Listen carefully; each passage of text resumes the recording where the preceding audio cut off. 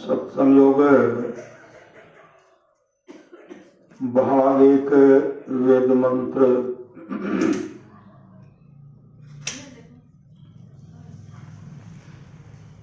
ओम जानः प्रथमं मनस्तत्त्वाय सविता धियम् अग्नेर्ज्योतिर्निचाय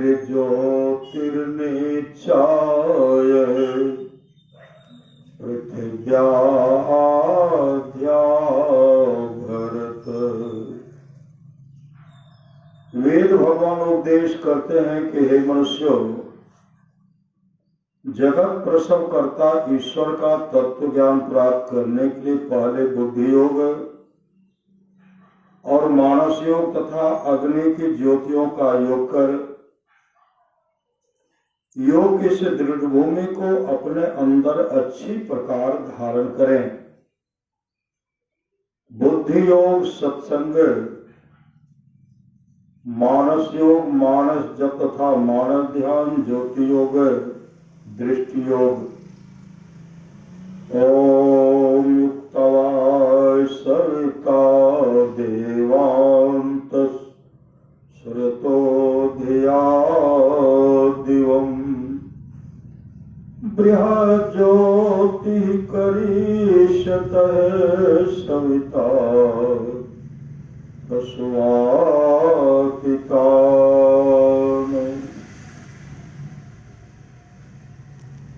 इस मंत्र के द्वारा वेद भगवान उपदेश करते हैं कि योगाभ्यास सीखने वाले मनुष्य सच्चे सद्गुरु के द्वारा ही योग का भेद जानकर अभ्यास द्वारा अपने अंतर की महान ज्योतियां और दिव्य गुणयुक्त नाद दोनों प्राप्त करें। और वह सद्गुरु जिनसे योग का भेद जानना है उनको प्राप्त करने के निमित्त ईश्वर से इस प्रकार की स्तुति करें। हे जगत प्रसव करता ईश्वर, आप ऐसे विद्वानों को उत्पन्न करें कि जिनसे ब्रह्म ज्ञान का उपदेश पाकर आप सुख स्वरूप परमात्मा में योग करने के लिए अपने अंतर की ज्योतियों और दिव्य गुणयुक्त नाद दोनों को हम प्राप्त करें।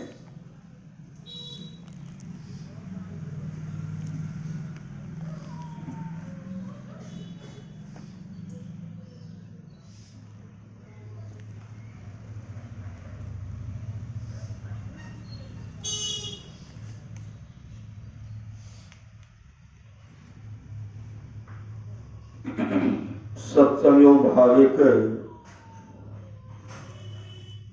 शिव संहिता।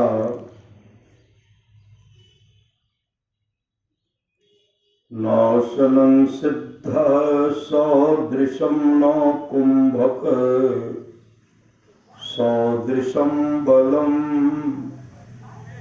न खेचरी समा मुद्रा न नाद सदृशो लयः।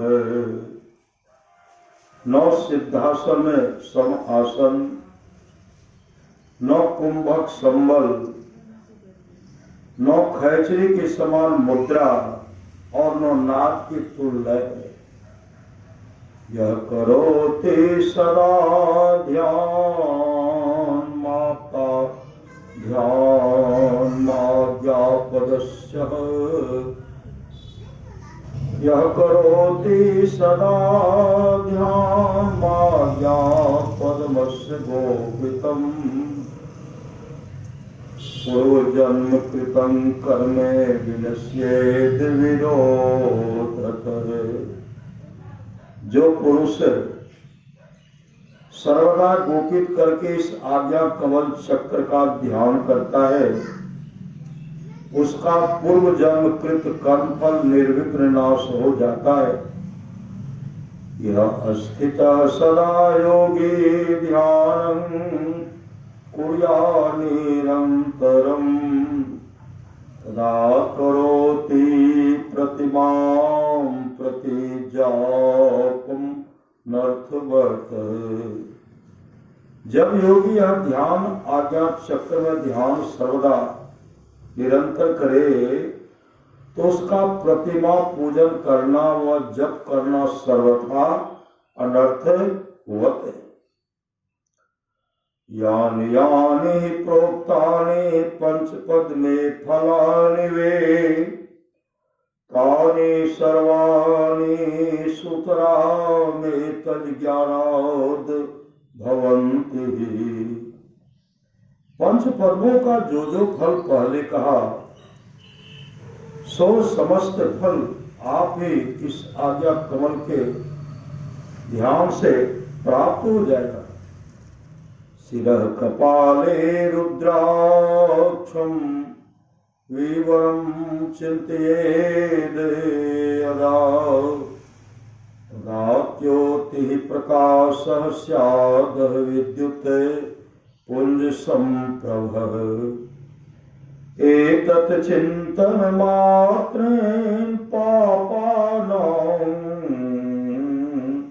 संशयो भवेत्। दुराचारोऽपि पुरुषो लभते परमं पदम्।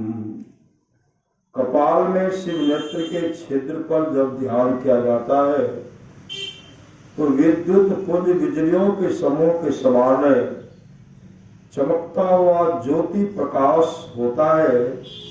इसके चिंतन मात्र ध्यान से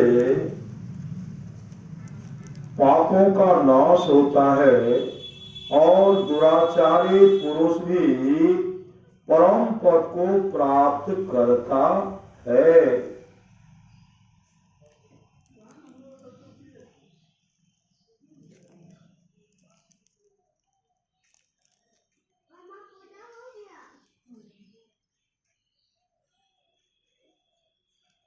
ब्रह्मांड पुराणोत्तर गीता अध्याय 1 श्री भगवानुवाच। भगवान श्री कृष्ण ने कहा पुत्रद्वय विनिर्मुक्तो मुक्तो वायुर्यत्र विलीयते तत्र संस्थं मनः कृत्वा तं ध्यायेतः पार्थ ईश्वरम। हे पार्थ अर्जुन, निश्वास वायु दोनों नासापुटों से बाहर होकर जहां लय प्राप्त हो वहां मन को स्थापित कर ईश्वर का ध्यान करो। मात्रं शब्द रहितं स्वर व्यंजन वर्जितं वेदुनाथ कलातीतं यस्तं वेद स वेद विकः। जो परमात्मा को रस दीर्घ पुरुतादि रहित स्वर व्यंजन आत्मक वर्णों से अतीत एवं विंदु नाद तथा कलातीत परे कहकर जानते हैं वे ही वेद का तात्पर्य जानते हैं। ग्रंथम भस्य मेधावी ज्ञान विज्ञान तत्पर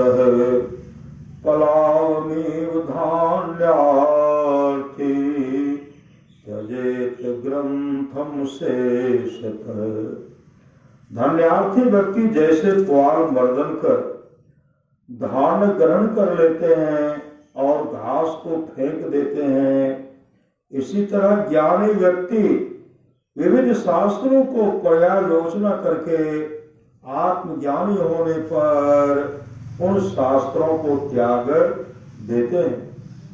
अनाहतस्य शब्दस्य तत्शब्दस्य यो ध्वनि ध्वनिरंतर्गतं ज्योतिर्ज्योतिरंतर्गतं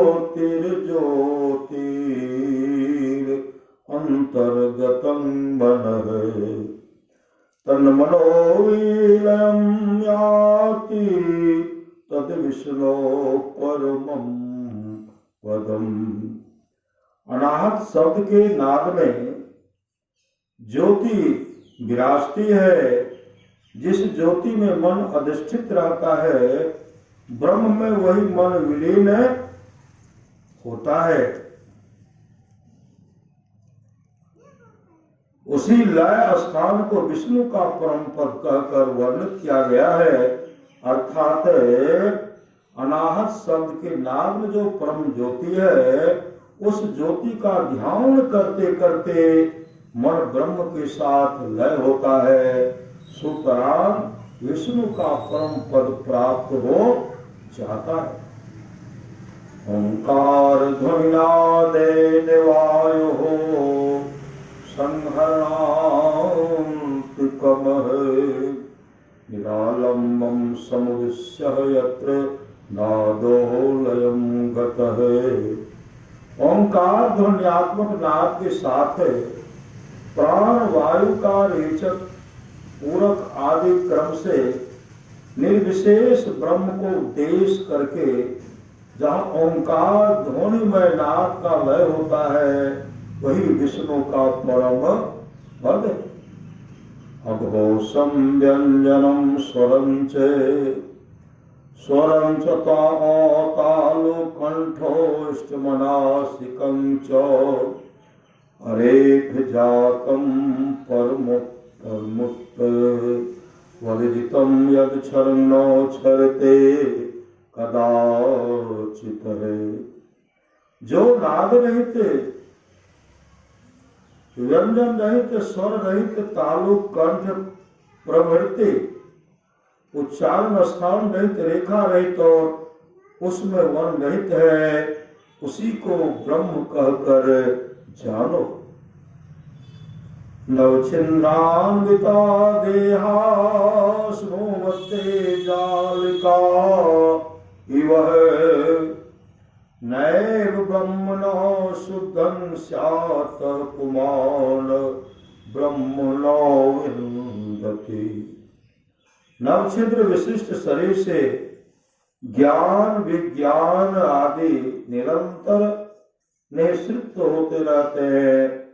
मानवगण इंद्रिय संयम करके देहाभिमान और आदि परित्याग पूर्वक साक्षात ब्रह्मवत परिशुद्ध न होकर इसी प्रकार ब्रह्म को लाभ नहीं कर सकते। उत्तर गीता अध्याय 2। मुहूर्तमपि योग गच्छेना साग्रे मनसा सह सर्वं करति पापानां तस्य जन्म शताधिकम्। जो मुहूर्त भर भी अर्थात कुछ काल भी मन सहित नासाग्र में जाता है, अर्थात नासाग्र में मन को रोककर ठाड़ता है, वह सैकड़ों जन्मों का किया हुआ जो पाप है उससे पार उतर जाता है।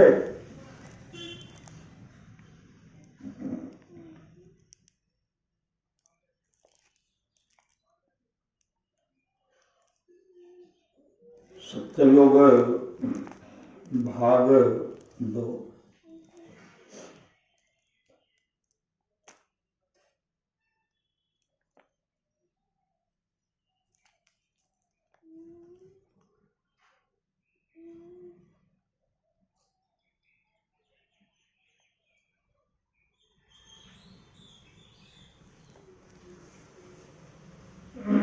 बाबा धरणीदास जी महाराज की अमृतवाणी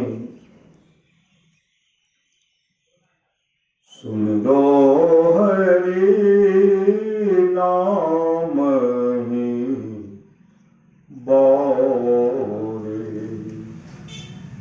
सुमिरो हरि नाम ही बोरे। चक्रहु चाहि चले चित चंचल, चक्रहु चाहि चले चित चंचल, मूल मता गही निश्चल कोरे। पाँचों ते परिचय करु प्राणी, पाँचों ते परिचय करु प्राणी, काहे के परते 25 के झोरे। सुमिरो हरि नाम ही भोरे। झोरे मतलब झमेला में मत मरो। जो लगिने रे गुण पंथन सूझे, काज कहा मही मंडल दौरे। शब्द अनाहद लख नहीं आवे, शब्द अनाहद लख नहीं आवे। चारों पन चले ऐसे ही गोरे, सुमिरो हरि नाम ही बोरे। जो तेली को बैल बेचारा, जो तेली को बैल बेचारा, घर ही में कोसे 50 भोरे। जो तेली को बैल बेचारा, घर ही में कोस 50 भोरे। दया धर्म नहीं साधुक सेवा, दया धर्म नहीं साधुक सेवा। काहे के सो जन्मे घर चोरे। दया धर्म नहीं साधुक सेवा, काहे के सो जन्मे घर चोरे। सुमिरो हरि नाम बोले। धरणीदास तासो बलिहारी, झूठ तजो जिन्हें साच ही धोरे। धरणीदास तासो बलिहारी, झूठ तजो जिन्हें साच ही धोरे। धरणीदास तासो बलिहारी, झूठ तजो जिन्हें साच ही धोरे। सुमिरो हरि नाम बोले।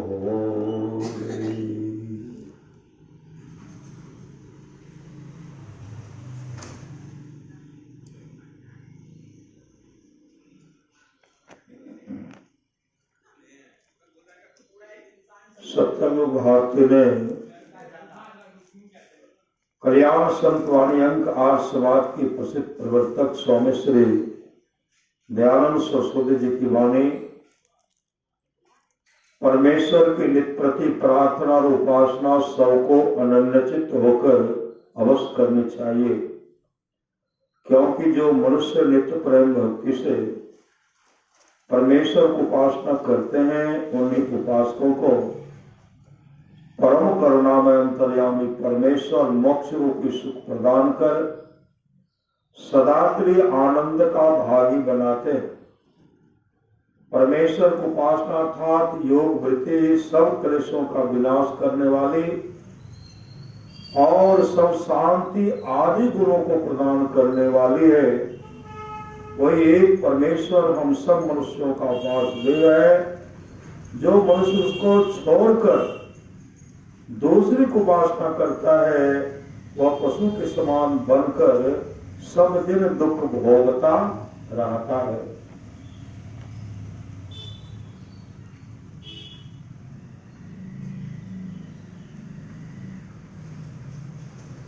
सत्ययोग भाग 4 परमारा सुभाग की वाणी।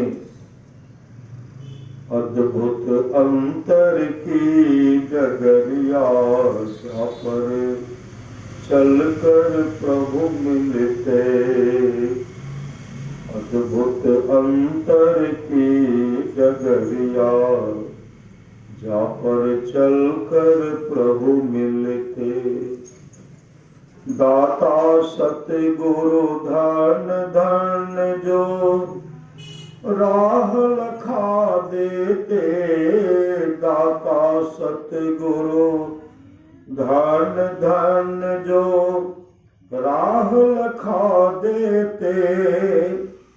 चलत पंथ सुख हो तुम्हारे, चलत पंथ सुख हो तुम्हारे। जहाँ अझर झरते जा पर चलकर प्रभु मिलते। अमृत ध्वनि की नौबत झरते, बड़भागी सुनते। अमृत ध्वनि की नौबत झरते, बड़भागी सुनते। सुनत लखत सुख लहत अद्भुते, सुनत लखत सुख लहत अनुभूति। में ही प्रभु मिलते, अद्भुत अंतर की डगरिया जा पर चल कर प्रभु मिलते। श्री सद्गुरु महाराज की जय। संतमत प्रचार पत्रिका से ध्यानाभ्यास कैसे करें। श्री सद्गुरु ध्यानाभ्यास कैसे करें, श्री छोटे लालदास जी महाराज। संत मत की साधना पद्धति। मन की अस्थिरता, बुद्धि की समता या आत्मज्ञान प्राप्त करके जो परम शांति को प्राप्त कर गए होते हैं, वे ही संत कहलाते हैं। इस न्याय से प्राचीन काल के सभी आत्मज्ञ ऋषि भी संतों की श्रेणी में आ जाते हैं। सभी संतों के मूलभूत विचार ज्ञान, शिक्षा या उपदेश को संतमत कहते हैं। समस्त दुखों से छूटने और परम संतुष्टिदायक सुख प्राप्त करने की प्रवृत्ति प्रत्येक मनुष्य के हृदय में स्वाभाविक है। मनुष्यों किसी प्रवृत्ति के अनुकूल उन्हें परमेश्वर की भक्ति के द्वारा आवागमन के चक्र से सदा के लिए छुड़ाकर परम शांतिदायक सुख प्राप्त करा देना संत मत का लक्ष्य है। कोई कार्य संपन्न करने के लिए बारंबार किए जाने वाले अभ्यास को साधना कर और जिस विधि से वह अभ्यास किया जाता है उसे पद्धति कहते हैं। इस तरह संतों के मतानुसार परमेश्वर की भक्ति पूरी करके परम मोक्ष रूप काल सिद्ध कर लेने की जो विधि है वही संत मत की साधना पद्धति है। यदि साधना का अर्थ उपासना लिया जाए तो संत मत की साधना पद्धति का अर्थ होगा संतों के मतानुसार परमेश्वर की उपासना करने की विधि। आध्यात्मिक साधना में मन की वृत्ति को एकाग्र करने, अंतर्मुख करने अथवा परमात्मा की ओर फेरने के लिए जिसका सहारा लिया जाता है वह प्रतीक कहलाता है। स्थूल सगुण उपासना में ये प्रतीक साधकों की रुचि और श्रद्धा के अनुसार भिन्न भिन्न हो सकते हैं, परंतु सूक्ष्म और सूक्ष्माति सूक्ष्म उपासना में ये प्रतीक सबके लिए केवल दो ही ज्योति और नाद रह जाते हैं। जो ईश्वर भक्ति की युक्ति बतलाते हैं वे आध्यात्मिक गुरु होते हैं और जिनके नाम का जप तथा स्थूल रूप का मानस ध्यान किया जाता है वे इष्ट होते हैं। किसी धार्मिक संप्रदाय में गुरु और इष्ट भिन्न भिन्न होते हैं और किसी में गुरु ही इष्ट होते हैं। संत मत के साधकों के इष्ट प्राय संत सदगुरु ही होते हैं। संत मत की साधना पद्धति 4 प्रकार की है। इनके नाम क्रम सहित इस प्रकार हैं: मानस जप, मानस ध्यान, दृष्टि योग, शून्य ध्यान, बिंदु ध्यान या ज्योति ध्यान और सुरसव योग, नदानुसंधान। इनमें से प्रत्येक पहली पद्धति अभ्यास द्वारा पूरी होने पर दूसरी पद्धति का अभ्यास करने की क्षमता प्रदान करती है।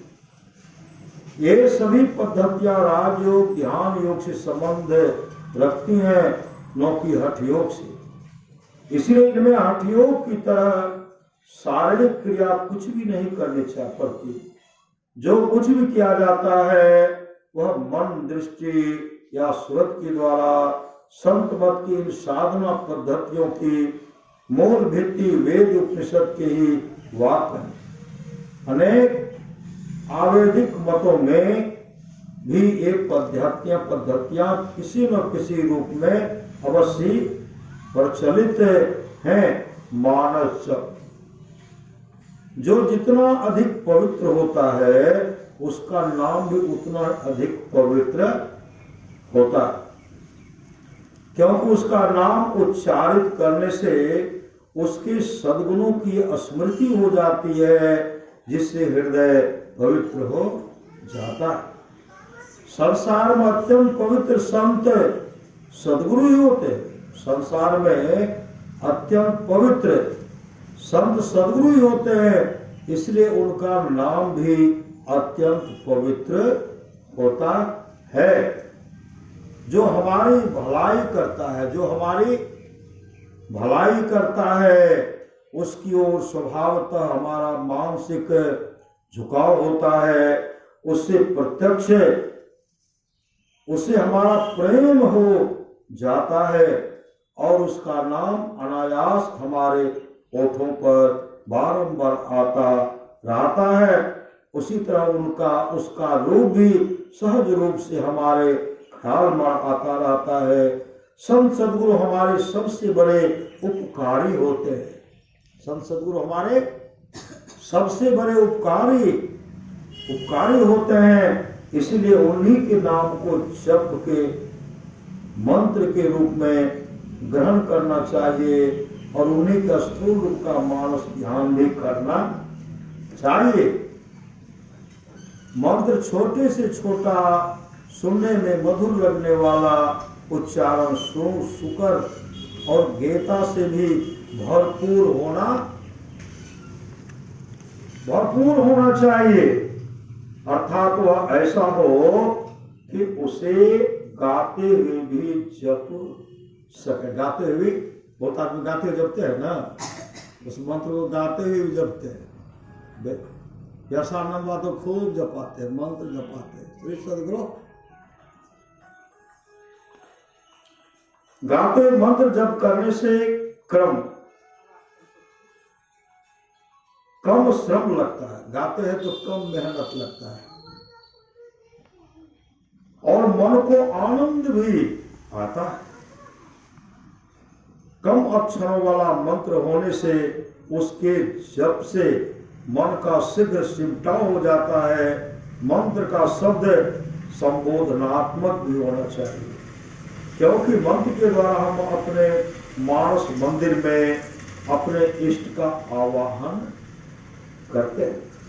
हे राम एक आदर्श मंत्र का उदाहरण है। इसका नियमित रूप महात्मा गांधी भी क्या करते थे, गोली लगने पर भी उनके मुख से निकला था, हे राम। संत मत के साधक प्रायः गुरु मंत्र का ही जप किया करते हैं। गुरु मंत्र का शब्द गत अर्थ है संत सदगुरु द्वारा बताया गया मंत्र अथवा गुरु शब्द ही जो मंत्र हो। गुरु मंत्र कोई नया मंत्र नहीं है, यह अत्यंत प्राचीन काल से व्यवहृत होता आ रहा है। ऐसा कभी नहीं सोचना चाहिए कि गुरु मंत्र का प्रचार कलयुग में कबीर साहब, गुरु नानक देव आदि संतों ने किया है। यथार्थ बात यह है कि गुरु मंत्र का जब प्राचीन काल में भी साधक करते थे और आज भी करते हैं। संत मानी कल्याण पढ़े थे, उसमें है कि जैसे हम लोग हे राम हे कृष्ण कहते हैं, मन में संदेह नहीं होता है कि राम को छोड़ करके कहां से मंत्र आ गया। मन में बहुत होते हैं ना, जब संत वाणी कल्याण को निकाल करके पढ़े ना, उसमें परमात्मा का तो इतना नाम है कि उतना धरती पर धूल कम भी नहीं, लेकिन उनमें से 13 नाम को चुन करके दिए हैं जो उसमें है हे राम हे कृष्ण। और हम लोग जो जाप करते हैं यह मंत्र भी है, यह भी मंत्र है, प्राचीन पुराना नाम है, परमात्मा का असली नाम है।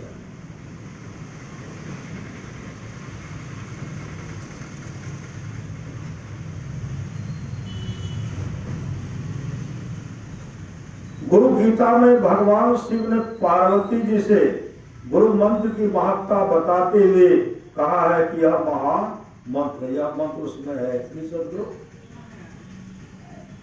अर्थात यह मंत्रों का राजा है।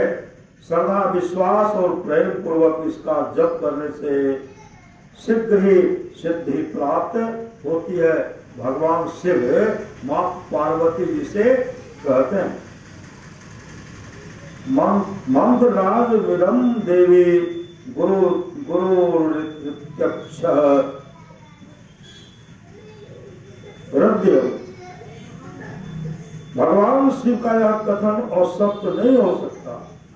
जब तीनों लोकों में ही गुरु की बड़ी प्रतिष्ठा है, तब गुरु मंत्र सब मंत्रों से बढ़ चढ़कर क्यों नहीं होगा। ईश्वर कोटि के देवता समान देवता मानव या दानव ही क्यों न हो, गुरु का सम्मान के बिना किसी को भी ऊंची उपलब्धि नहीं हो सकती। श्री सदगुरु महाराज की जय।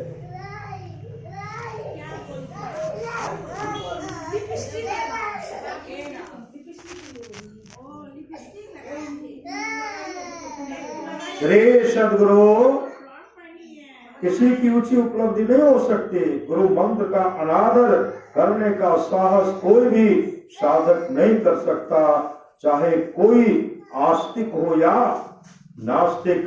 सभी गुरु को पूज्य मानते हैं। सभी गुरु को, सब में गुरु है ना, सब में गुरु है। मचखोका को भी गुरु है लेकिन वह ऐसा गुरु है, हरे शिष्य धर्म शोकन हरे, असो गुरु घोर नरक महा पर ही।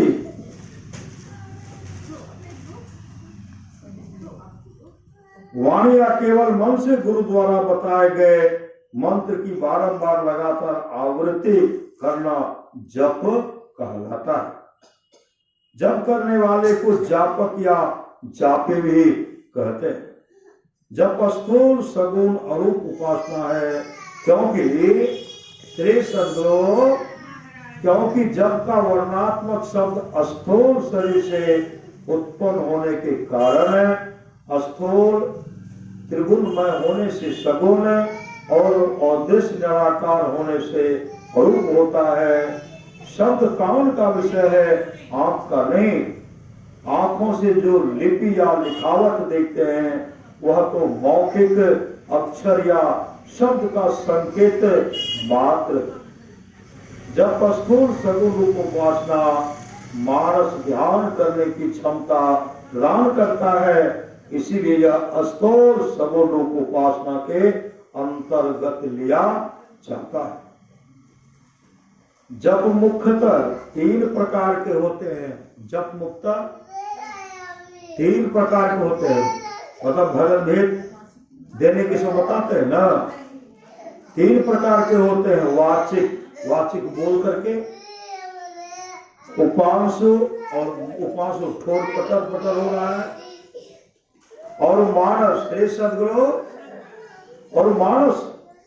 वाचिक जप में मंत्र का उच्चारण ऊंचे स्वर में किया जाता है, जिससे उच्चारित मंत्र के शब्दों को जापक और शब्दों के भी कान सुन पाते हैं। जैसे हे राम, हे कृष्ण, हे गुरु, श्री सद्गुरु, वाह गुरु आदि आदि जपते हैं।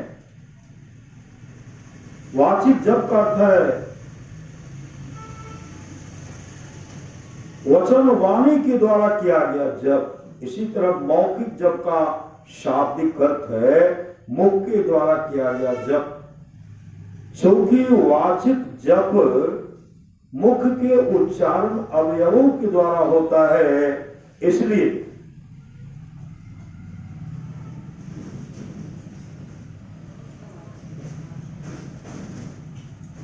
इसे मौखिक जप भी कहते हैं। उपांशु जप बहुत मंद स्वर में किया जाता है, जिससे जप के शब्दों को जापक के ही कान सुन पाते। दूसरों के कान नहीं, दूसरे लोग इतना ही देख पाते हैं कि जापक कुछ बुदबुदा रहा है, पटर बुदबुदा रहा है। उपांशु जप के समय मुंह से निकलने वाली आवाज की तुलना कानाफूसी की आवाज से की जा सकती है। उपांशु जप वाचिक जप का एक प्रकार है, इसे उपजप भी कहते हैं। उपांशु शब्द उप और अंशु की संधि से बना है। उप का अर्थ है निकट, थोड़ा, छोटा, प्रद, और अंश का अर्थ है किरण, भाग, छोटा कण, गति। उपांशु जप में जापक को वाचिक जप की अपेक्षा कम मौखिक प्रयत्न या श्रम करना पड़ता है। सूफी संतों ने जप को जिक्र, वाचिक जप को जिक्र, जली व्यक्त जप, और उपांशु जप या मानस जप को जिक्र, खफी और व्यक्त जप कहा है। वाचिक जप से उपांशु जप कुछ अव्यक्त है और मानस जप बिल्कुल अव्यक्त होता है। वाचिक जप और उपांशु जप में जीवा, ओष्ठ आदि मुख के सभी उच्चारण अवयवों का उपयोग होता है। दूसरे शब्दों में ऐसा भी कर सकते हैं कि वाचिक और उपांशु जप में वैखरी वाणी का उपयोग होता है। मानस जप में मुख के उच्चारण अवयवों का कुछ भी उपयोग नहीं होता। इसमें ओष्ठ बंद रहते हैं और मुख के भीतर जीवा भी अस्थिर रहती है। ओष्ठ या जीवा में थोड़ा भी कंपन नहीं होता है। मन ही मन मंत्र की आवृत्ति की जाती है। इसीलिए मानस जप के शब्दों को अपने कान भी नहीं सुन पाते। इसके शब्द मनोमय होते हैं। जिस तरह चुपचाप कहीं बैठे रहते हैं तो मन ही मन कुछ न कुछ सोचते रहते हैं, उसी तरह मानस जप में मन ही मन मंत्र की आवृत्ति की जाती है। मानस जप का शाब्दिक अर्थ ही होता है केवल मन से संबंध रखने वाला जप। मानस जप सब जपों का राजा कहा जाता है क्योंकि इसमें मन अपेक्षाकृत अधिक सिमटता है। वाचिक जप और पांसु जप के समय और सावधान रहने के कारण ऐसा भी हो सकता है कि मुंह से स्वतः मंत्र के शब्द उच्चरित होते रहे हैं और मन अन्य बातों के चिंतन में लगा रहे, परंतु मानस जप के समय ऐसा नहीं हो सकता। मानस जप के समय एक ही साथ जप और अन्य बातों का चिंतन नहीं हो सकता। जप माला पर श्वास प्रश्वास पर या उंगली पर किए जाने वाले जप में मन पूरी तरह एकाग्र नहीं हो पाता क्योंकि वह जप माला श्वास प्रश्वास या उंगली की ओर भी बढ़ जाता है। संत मत की साधना में माला जप सांस जप या उंगली जप की विधि का कोई स्थान नहीं है। सदगुरु महर्षि परमानंद जी महाराज ने सब विधियों से न स्वयं कभी जप किया और न शिष्यों को ऐसा करने की आज्ञा दी। सांस सांस में नाम सुमिर। इस संतवाणी का यह अर्थ लेना चाहिए कि जिस तरह निरंतर सांस चलती रहती है उसी तरह निरंतर जप करते रहना चाहिए। मानव जब पूरी एकाग्रता के साथ किया जाता है, जब के समय आने वाले तरह तरह के चिंतनों या गुणावनों को हटाकर बारंबार जब के शब्दों मन को संलग्न करना पड़ता है। जब मन जब के शब्दों को छोड़कर अनुगुणावनों में नहीं लगे तब समझना चाहिए कि जब अच्छी तरह हो रहा। पहले मन को हठ पूर्वक जब के शब्दों से लगाना पड़ता है, परंतु जब का पूरा अभ्यास हो जाता है तब बिना प्रयास के ही स्वतः मानस जप हरदम होता रहता है। यह जप की सिद्धि का लक्षण है। ऐसा होना और संभव नहीं माना जाना चाहिए। जैसे किसी माता को अपने खोए बच्चे की चिंता सतत सताती रहती है, वैसे ही जब सिद्ध हो जाने पर वह सदैव बिना प्रयास के ही अनवरत रूप से होता रह सकता है। रे सद्गुरु महाराज की जय। सगुण उपासना से अनिमा आदि अष्ट सिद्धियां प्राप्त होती हैं और जब सगुण उपासना की प्रथम सीढ़ी है और जब जो है सगुण उपासना से अनिमा आदि अष्ट सिद्धियां प्राप्त होती हैं और जब सगुण उपासना की प्रथम सीढ़ी है, इसलिए कहा जाता है कि जब से सिद्धि होती है जपात सिद्धि। जब से सिद्धि होती है, जब के शब्दों को छोड़कर अन्य चिंतनों या गुणावनों में लग जाने वाले मन को उधर से लुटा कर जब के शब्दों में बारंबार लगाना प्रत्याहार कहलाता है। जहाँ जहाँ मन भग जाए ताहि तह से तत्क्षण फेर की लगाइए दिए में प्रत्याहार प्रति जो आहार का शाब्दिक अर्थ है विपरीत दिशा में बलपूर्वक लौटाकर लाना। जब के समय आने वाली ऊंघ झपकी और गुनाहों से जो साधक सावधान होकर नहीं बचता, उससे जब एकाग्रता पूर्वक नहीं हो पाता। बहुत आदमी बैठे हैं, उमते उमते गिर भी जाते हैं। श्री सदगुरु हड़बड़ा करके गिरते हैं, बहुत को देखे हड़बड़ा करके गिर गए। श्री सदगुरु नींद, इसलिए सावधानी से सुनना है। नींद में जाते तो काम बनिए थे अधनिया भेजे धर भरा कर नींद में सितियर गिले वो श्री सदगुरु वो कथेल गिरते अधनिया हर भरा करके गिरते हैं। रुकता है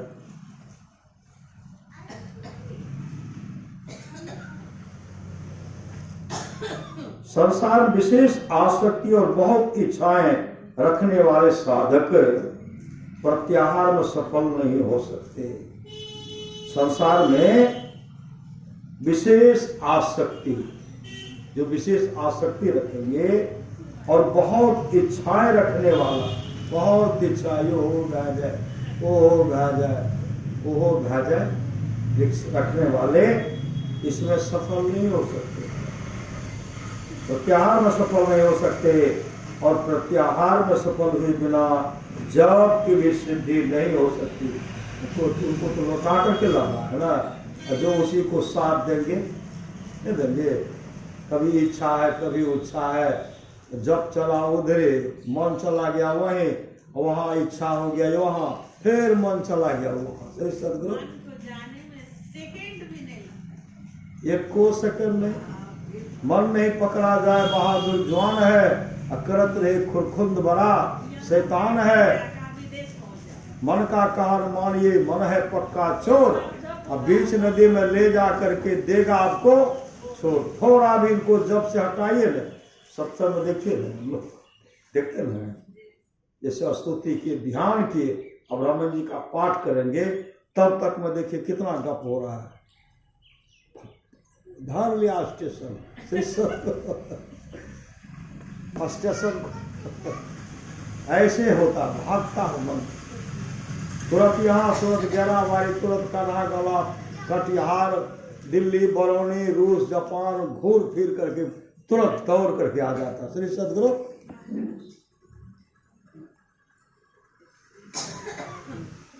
किसी एक और मन को लगाना सामान्यतः ध्यान कहलाता है।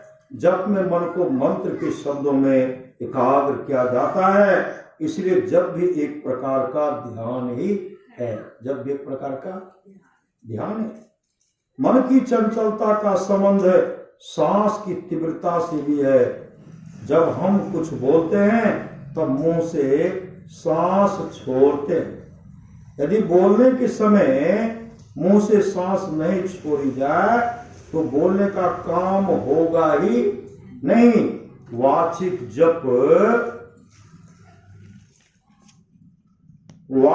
जप और उपांशु जप दोनों में मुंह से सांस छोड़ते हैं, परंतु उपांशु जप के समय वाचिक जप के समय की अपेक्षा कम हवा का उपयोग होता है और श्रम भी कम करना पड़ता है। इसीलिए उपांशु जप में वाचिक जप की अपेक्षा अधिक लाभ होता है। शास्त्र के अनुसार वाचिक जप से 10 गुना लाभ उपांशु जप में और 100 गुना लाभ मानस जप में होता है। मुख्य सांस लेने और छोड़ने का स्वाभाविक मार्ग नहीं, इसलिए अधिक बोलने पर मानसिक थकान आ जाती है। सांस लेने का सहज मार्ग है नाक। सांस लेने का सहज मार्ग क्या है? नाक। जब मानस जप करते हैं तब मुंह बंद रखते हैं और सांस नाक से लेते छोड़ते हैं। इस समय वाचिक जप और उपांशु जप के समय की अपेक्षा सांस विशेष अस्थिर हो जाती है। जब धर गर्दन और सिर को एक सीध में करके बैठते हैं, मुंह तथा आंखों को भी बंद कर लेते हैं और पूरी एकाग्रता के साथ मानस जप करते हैं, तब सांस की गति अपेक्षाकृत और अधिक कम हो जाती है। जब करते समय केवल जप के ही शब्द में मन को लगाना चाहिए। जप करते समय केवल जप के ही शब्द में मन को लगाना चाहिए। शब्द के अर्थ नामी का ख्याल नहीं करना चाहिए। जब करते करते जब मन कुछ अस्थिर हो जाए, तब जब छोड़कर मानस ध्यान में नामी इष्ट के देखे हुए स्थूल रूप को ध्यान में लाना चाहिए। स्पष्ट शब्दों में ऐसा कह सकते हैं कि मानस जप के समय केवल मानस जप ही करना चाहिए। मानस जप के समय केवल मानस जप ही करना चाहिए, उसके साथ मानस ध्यान नहीं करना चाहिए। मानस जप के साथ मानस ध्यान करने पर मन को कभी जप में और कभी ध्यान में लगाना पड़ेगा, जिससे मन पूरी तरह किसी और अस्थिर नहीं हो सकेगा। मन को एक ही समय विभिन्न ध्येय तत्वों पर पूर्णतः एकाग्र नहीं किया जा सकता। वह एक समय एक ही तत्व पर पूरी तरह एकाग्र किया जा सकता है। मानव जप का उद्देश्य इतना ही है, उसके द्वारा मन कुछ समेट में आ जाए और मानस ध्यान के योग हो सके। सदगुरु महर्षि में परमहंस जी महाराज अपने प्रवचन में कहा करते थे कि जब ऐसा हो कि जप रहे, मतलब सिर्फ जपे रहे और तुम रहो और कोई नहीं रहे। उन्होंने कभी ऐसा नहीं कहा, और न कहीं किसी पुस्तक में ऐसा लिखा ही है कि जब इस तरह करो कि जप रहे तुम रहो और इष्ट का मनो में स्थूल रूप भी रहे। ऐसा कभी गुरुदेव नहीं कि जप है तो जप है। मैंने भी सन 1968 में सदगुरु महर्षि में परमहंस जी महाराज से दीक्षा ली है। मुझे पूरी तरह याद है कि उन्होंने मुझे मानस जप के बाद मानस ध्यानाभ्यास करने के लिए कहा। दोनों एक साथ करने के लिए नहीं कहा।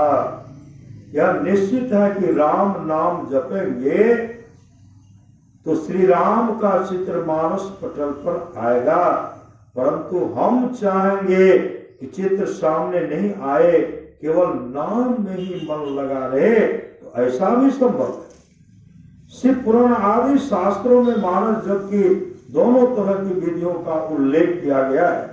अर्थात कहा गया है कि मानस जप के समय केवल मंत्र के द्वारा मंत्र के शब्दों में ही मन को केंद्रित करें, या फिर मानस जप करते हुए इष्ट के स्थूल रूप को भी ख्याल में लाएं। मेरी समझ में सदगुरु महर्षि में परमहंस जी महाराज द्वारा बताई गई पहली विधि अधिक वैज्ञानिक है।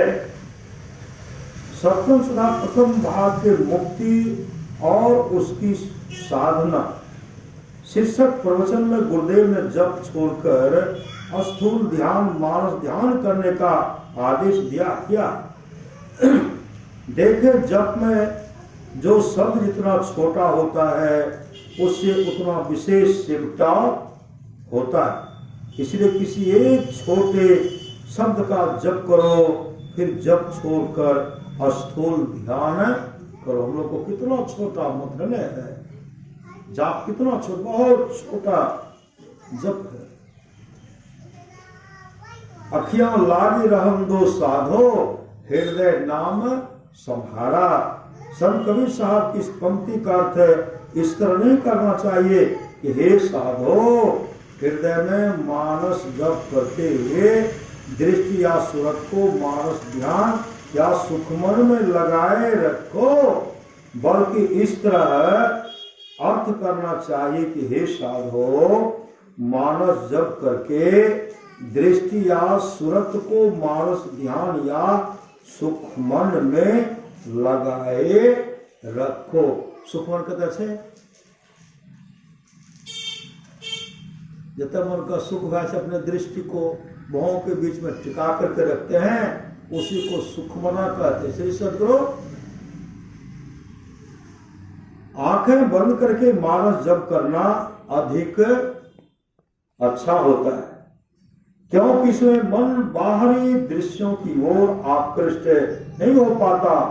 नैनाकाश के अंधकार को गौर से देखते हुए जप करने वाले का मन पूरी तरह जप में एकाग्र हो सकेगा, क्योंकि जहां दृष्टि जाती है वहां मन भी जाता है।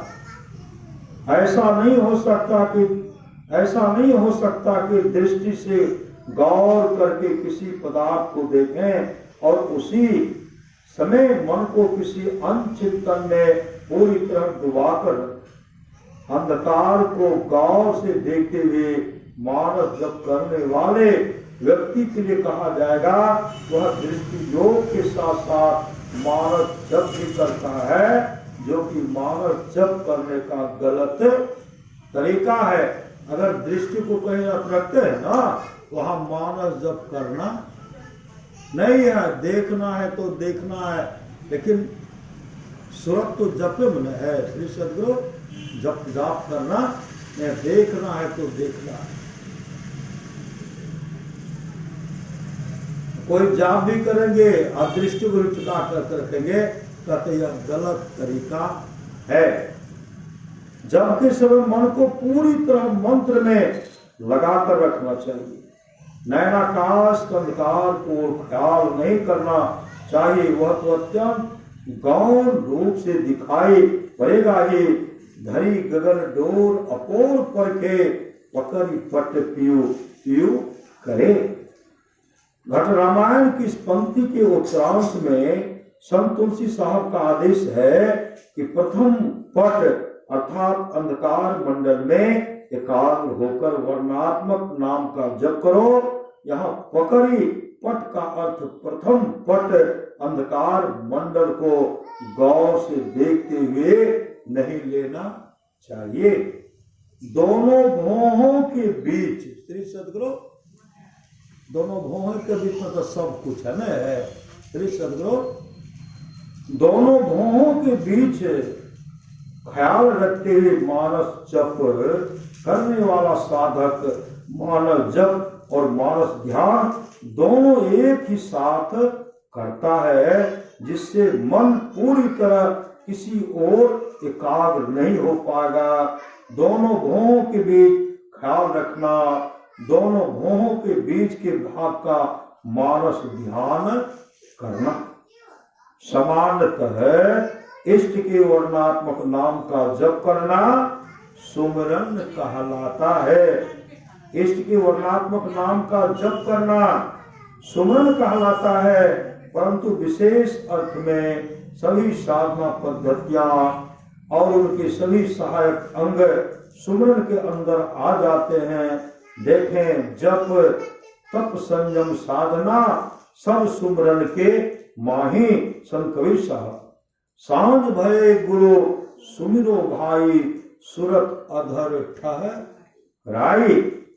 इस पंक्ति में सदगुरु महर्षि में परमहंस जी महाराज कहते हैं कि सुरत को अधर आज्ञा चक्र केंद्र बिंदु अंतराकाश या ब्रह्मांड में ठहरा कर सुमिरन करो।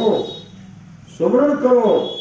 जहां सुमिरन करने का अर्थ है बिंदु ध्यान, यहाँ सुमिरन करने का अर्थ है बिंदु ध्यान और नाद ध्यान करना, न कि मानस जप और मानस ध्यान करना। मानस जप और मानस ध्यान में से कोई भी साधना साधक की सुरक्षा मन को अधर में प्रविष्ट नहीं करा पाती। ऐसी शक्ति केवल बिंदु ध्यान और नाद ध्यान को ही प्राप्त है। मानस जप में मन नहीं लगे, श्री सद्गुरु मानस जप में मन नहीं लगे उपांशु जप करे, और उपांशु जप में भी मन नहीं लगे तो मौखिक जप करे, बोल बोल करके करे। परंतु उपांशु और मौखिक जप एकांत में करे, लोगों के सामने नहीं। जब मन बहुत अशांत हो तब मौखिक जप से विशेष लाभ पहुंचता है। दिल्ली से एक मुसलमान आया हुआ था, वह बड़ा अशांत था। गुरुदेव मुझसे अल्लाह अल्लाह का मौखिक जप करने का आदेश दिया था। गुरुदेव उनको अल्लाह अल्लाह का मौखिक जप करने का आदेश दिया था। संत मत के सत्संगी विशेष कर मानस जप भी क्या करते हैं। कुप्पा घाट आश्रम के सत्संग मंदिर में गुरुदेव कभी कभार साप्ताहिक सत्संग के अवसर पर रविवार को अपराह्न काल स्तुति विनती के बाद उपस्थित सभी सत्संग प्रेमियों से क्रमशः कुछ देर तक मौखिक जप मतलब उस मंत्र को जप पाते थे। मौखिक जप कुछ देर तक उपांशु जप और कुछ देर तक मानस जप करवाया करते थे और स्वयं भी क्या करते थे। जो साधक साधना में शीघ्र उन्नति चाहते हैं, जो साधक साधना में शीघ्र उन्नति चाहते हैं, उन्हें चाहिए कि वे काम करते हुए मन को जप में लगाए रखें। जिस तरह किसी को चौड़ा नाला पार करना होता है, वह दूर से दौड़ता हुआ आकर और छलांग लगाकर उस चौड़े नाले को पार कर जाता है, उसी तरह त्रैकाल की संध्याओं में मानस ध्यान में डूबने की इच्छा रखने वाले साधकों को चाहिए कोई पहले से ही मानस जप करते रहें। सुगम ध्यान सूरत का खेल है। हमेशा गुरु मंत्र और इष्ट की ओर सूरत लगाए रखने वाले साधक की साधना में शीघ्र उन्नति कर पाता है और साधना का लाभ भी उठा पाता है। यह स्वाभाविक ही है। जिस काम में हम विशेष मुस्तैदी, ईमानदारी और संयम के साथ अधिक से अधिक समय लगाएंगे, उसमें हम आगे बढ़ जाएंगे। श्री सद्गुरु, उसमें हम आगे बढ़ जाएंगे। जब सभी यज्ञों में श्रेष्ठ बताया गया, जब जो है ना जितने भी यज्ञ है ना सभी में श्रेष्ठ बताया गया ज्ञानम जप यज्ञोस्मि गीता। जप की साधना बहुत प्राचीन साधना। यजुर्वेद के निम्नलिखित मंत्र में मानस जप के साथ साथ मानस ध्यान और दृष्टि योग की भी चर्चा हुई है। ओम युनिजानः प्रथमं मनस्तत्वाय सविता धियम् अग्नेर्ज्योतिर्निच्चाय पृथिव्या आध्या भरत। जब तक मन जागृत, जब तक हम जागृत और स्वप्न अवस्था में रहते हैं, तब तक हमारे मन में कुछ न कुछ भाव विचार उपजते ही रहते हैं, जो हमारे मानसिक सुख दुख के कारण होते हैं। मानस जप के अतिरिक्त सुखद दुखद भाव विचारों से छुटकारा पाने का दूसरा कोई उपाय ही नहीं है। इसमें मन सतत चलने वाले चिंतन प्रवाहों को छोड़कर केवल मंत्र के शब्द में ही सिमट जाता है। जबकि साधना ऋषियों की बहुत बड़ी खोज है। इससे इस दुखमय संसार में लोगों को बड़ी राहत मिलती है। इससे मन की एकाग्रता प्राप्त होती है, ज्ञान विवेक बढ़ जाता है और आनंद भी प्राप्त होता है। जबकि साधना लोग लौकिक कामनाओं की पूर्ति, विपत्ति, कष्ट के निवारण, स्वास्थ्य लाभ और अनुचित कामों की सिद्धि के लिए भी करते हैं। मंत्र शब्द का अर्थ ही होता है जो मनन किए जाने पर विपत्ति या संकट में रक्षा करे। मननातः त्रायते यस्मातः तस्मातः मंत्र परिकृतितः। जो गुरु द्वारा बताए गए मंत्र और उसकी महत्ता पर विश्वास करता है तथा प्रेम पूर्वक उसका जप भी करता है, उसी को मंत्र की सिद्धि होती है, अन्यों को नहीं। एक व्यक्ति मंत्र जप के लाभ और महत्व में विश्वास नहीं करता था। गुरुदेव ने उसे कहा कि आप जाप की साधना किए बगैर कैसे कह सकते हैं कि जप से कुछ भी लाभ नहीं होता है। संत मत के एक सत्संगी के युवक पुत्र ने कृष्ण मंत्र सिद्धि कर लिया था। संत मत के एक सत्संगी के युवक पुत्र ने कृष्ण मंत्र सिद्ध कर लिया था।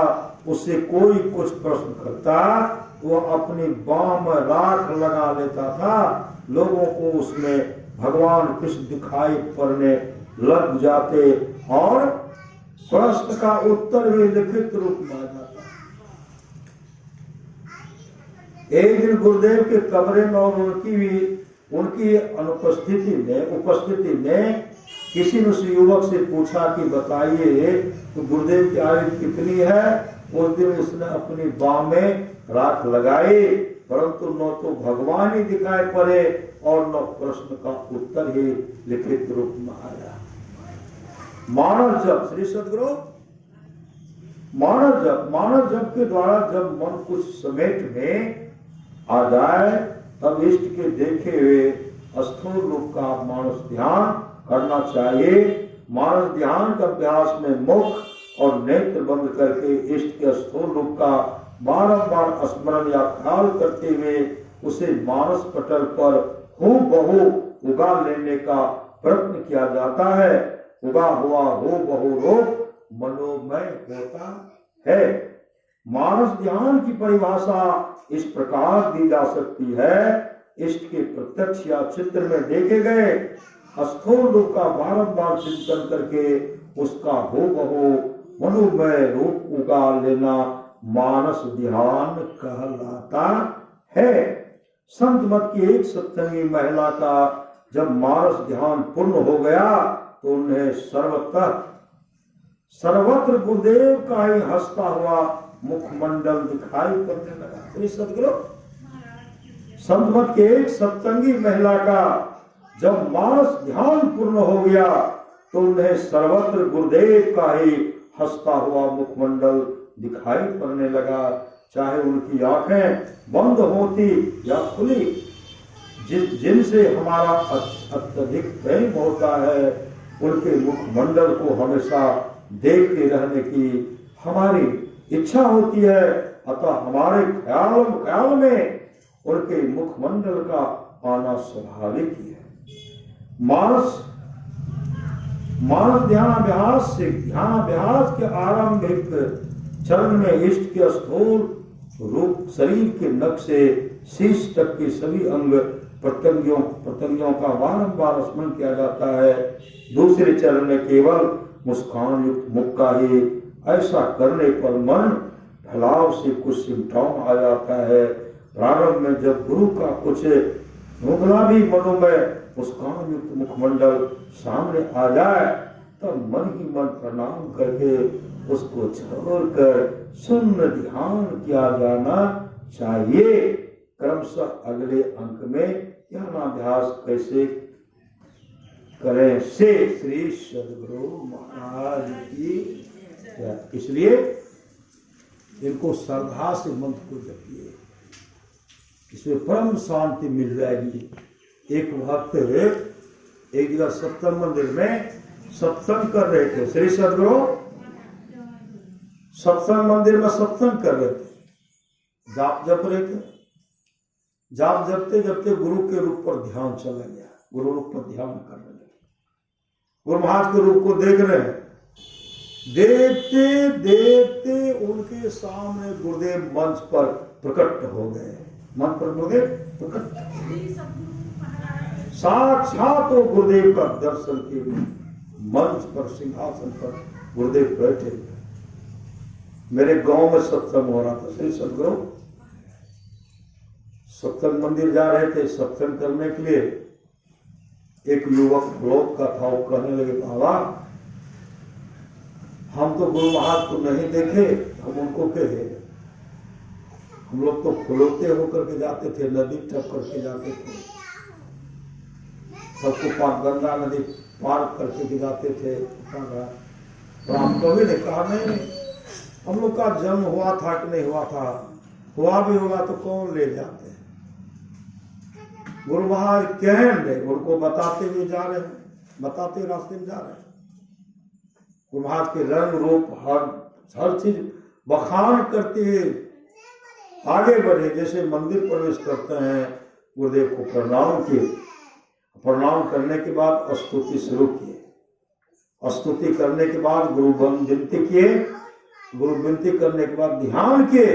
ध्यान करने के बाद श्री रामायण जी का पाठ प्रथम सोपान बाल कांड से पढ़े। बंदो गुरुपद कंज कृपा सिंधु नरो करे, महामोह कम कुंजास वचन रवि करणी कर बंदो गुरुपद पदुम पर, यह पाठ किए। उसके बाद जो उनको सुनाए थे ना, गुरु सेवी भगीरथ जो महर्षि ने ही दिनचर्या उपदेश लिखे हैं, उसी में गुरुदेव का संक्षिप्त परिचय निकाल करके पढ़ करके हम सुनाने लगे। हम तो सुना रहे हैं, वो एकाएक कहते हैं बाबा देखियो गुरु महाराज कुर्सी पर बैठल छे। श्री सदगुरु गुरु महाराज कुर्सी पर बैठल छे, हे देखियो उनकर पांव, हे देखियो यहाँ छे पांव फूलल छे, हाथ बड़ा छे, हे देखियो गुरुदेव। गुरुदेव उनको दर्शन दिए। श्री सदगुरु हम उनको संस्मरण सुना रहे थे, वो गुरुदेव की तस्वीर को एकाग्र चित्त होकर के देख रहे थे। मानस ध्यान में उनका सिमटाव हो गया और सदगुरु उनके सामने प्रकट हो गए। श्री सदगुरु मैं अपने घर पर सत्संग कर रहा था। श्री सदगुरु मैं अपने घर पर सत्संग कर रहा था। उस सत्संग में हम गुरुदेव का संस्मरण सुना रहे थे। संस्मरण हम सुना रहे हैं, गुरुदेव के हर अंग का बखान करते हुए हम संस्मरण सुना रहे हैं। एक उसमें कुलो चौधरी कुलो आए थे, उठ करके खड़े हो गए, एक हाथ ऐसे करते एक हाथ वैसे करते हैं और कहते हैं गौची सत्संग मंदिर में जो गुरु महाराज की तस्वीर छे, उनका हाथ में जो टेरका लाठी छे, वह गुरु महाराज टेरका लाठी लेकर हे खड़ा छे। श्री सदगुरु हे गुरु महाराज खड़ा छे, वह टेरका लाठी छे। इसका मतलब है को हम जो संस्मरण सुना रहे थे वो गुरुदेव के मानस रूप को देख रहे थे, मानस रूप को देख रहे थे। देखते देखते उनका सिमटाव हो गया और सदगुरु उनको दर्शन दे दिए। श्री सदगुरु मैं अपने गांव में साप्ताहिक सत्संग कर रहे थे। एक भक्त के यहाँ पहुंचे, बहुत सत्संगी सभाएं थे, वहां भी गए, स्तुति किए, गुरु विनती किए, रामायण जी का पाठ प्रथम सोपान बाल काल से बंदो गुरुपद कंद कृपा सिंधु नरो परी बंदो गुरुपद पदुम परागा। एक ये तो जैसे हम वहां करते हैं, सब संतन की बड़ी बलिहारी गर्मी का समय था, हम लोग आंगन, बहुत बड़ा आंगन था, उस आंगन में हम बैठ करके सब मिल करके स्तुति शुरू की। एकाएक गिरिपति अपने बरामदे पर बैठे हुए थे, ऐसे बैठे सटे हुए बैठे हुए, और क्या कहते हैं श्री सदगुरु, वो एकाएक कहते धीरेन्द्र। तो धीरेन्द्र जब कहते तो हम उनको देखने लगे। उसके बाद हम बार बार उनको देख रहे, अब वो कुछ बोलते नहीं है, आंख से धारा प्रवासु बह रही है, आंख से धारा प्रवासु बह रही है, हम आंसू को देख रहे। धीरे धीरे शास्त्रीय संदेश का पाठ किए, जिनको जो प्रवचन करना था सबको प्रवचन किए, उसके बाद भजन किए, और उसके बाद जैसे आरती करते हैं ना, आरती करने के बाद हम लोग समाप्त हो। श्री सदगुरु महाराज की जय। वो भी आंख बंद कर ली, आंख बंद कर लिए उठ करके रोते हुए आए, धारा प्रवाह सुबह रहा है और कहते हैं धीरेन्द्र, जखनी सब संतन की बड़ी बड़ी हारी कहलो न, गुरु महाराज हे रास्ता देखेलो, हाथ में टेर का लाठी रहा और लाठी ना के आगा में खड़ा कर दिलक, तोरा आगा में खड़ा करके देखे रह, सबके देखे रह। श्री सदगुरु तोरा देखे रह गुरु महाराज, गुरु महाराज सबके देखे रह। हम कहलिए धीरेन्द्र, गुरु महाराज ले बैठे कौन है, गुरु महाराज ले बैठियो टल नहीं कहलो, धारा प्रवाह सुबह रहे।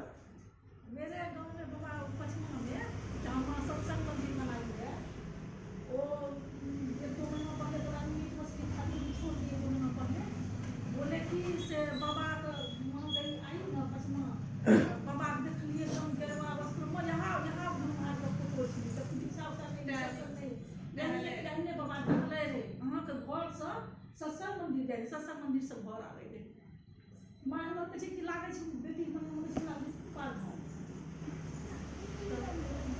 तो मां जी छै, हम उनका देखिए कुछ पूछलिए हम सत्संगी का कि हम जे छै गुरु महाराज को देखलो नी फोटो, तो हम कहियो नहीं देखलो नी, पचमा भाई नहीं हुआ है मुझे दीक्षा लेने के बाद में, जे बाद में दीक्षा, हां दीक्षा देने से, हां लेडीज बाबा, हां कहते हम यहां फोटो देखलो छी गुरु महाराज टहले रहे हम के घर में, घर से जाए मंदिर, मंदिर से वहां द्वारका बजा पर टहले। श्री सदगुरु तब वो कहने लगे, गुरु महाराज ले बैठे टाल नहीं कहलो, हम कहले धीरे, तकर बाद हमर आवाजे बंद भए गेल, आब उठे चाहे देवाल में सटि गेलिए, देवाल से छुटलिए ले, आरती भेले तब गुरु महाराज कने गेले कने, ऐसे सामर्थ्यवान सदगुरु, हाँ उनको दर्शन दिए और उनको स्वप्ने में गुरुदेव नाम दान भजन भेद उनको दे दिए, भजन भेद उनको दे दिए, स्वप्न में दिए।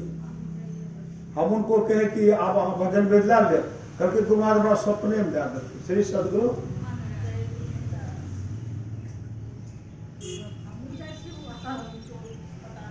श्री सदगुरु श्री सदगुरु इसलिए गुरु धन्य है, गुरु धन्य है, गुरु धन्य है, दाता दयाल, दया करे और गुण हरे, दे टाल भव जंजाल, सब मिल कहो जपते रहो जी, बने रहो खुशहाल, हरदम रटो कबहू न हटो, कोई छेड़ेगा ना काल। रामचरितमानस में आया है, मति की रति गति भूत भलाई, जब यही जतन जहाज ही पाए, सो जानव सत्संग प्रभाव लोकों वेदना। और गुरुदेव ने कहा सुबह का सत्संग जो है ना पूरा सत्संग है, पूर्ण सत्संग है, सुबह का सत्संग।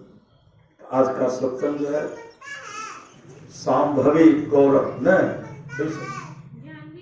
ज्ञानवी गरिमा, पहले गौरव न था, चलिए ज्ञानवी गौरव गरिमा। श्री सदगुरु आपका नाम है ज्ञानवी गौरव गरिमा। श्री सदगुरु तो बच्ची का जन्मदिन है, इस बच्चे के जन्मदिन का अवसर पर सत्संग हो रहा है, सांभवी है ना, तब हम ठीक है ना बोले। श्री सदगुरु सांभवी गरिमा, एकदम सांभवी बढ़िया है। श्री सदगुरु तो बच्ची का जन्मदिन का अवसर पर सत्संग हो रहा है। सदगुरु महाराज से प्रार्थना करते जीवन बच्ची का जीवन मंगलमय और दोनों नतनीय है। श्री सदगुरु दोनों का जीवन मंगलमय हो, यही सदगुरु महाराज से प्रार्थना है। और तमाम भक्त का भी जीवन मंगलमय हो, यही सदगुरु महाराज से प्रार्थना है। बोलिए प्रेम से श्री सदगुरु महाराज की जय।